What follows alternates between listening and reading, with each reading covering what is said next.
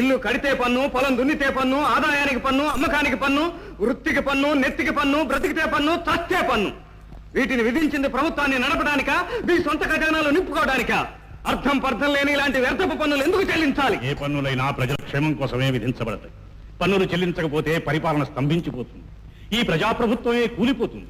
మంచిని పెంచి, మానవత్వాన్ని ప్రేమించి, న్యాయాన్ని ధర్మాన్ని నడిపించి ప్రజల సుఖమయ జీవితం కోసం పాటుపడేది ప్రజా ప్రభుత్వం.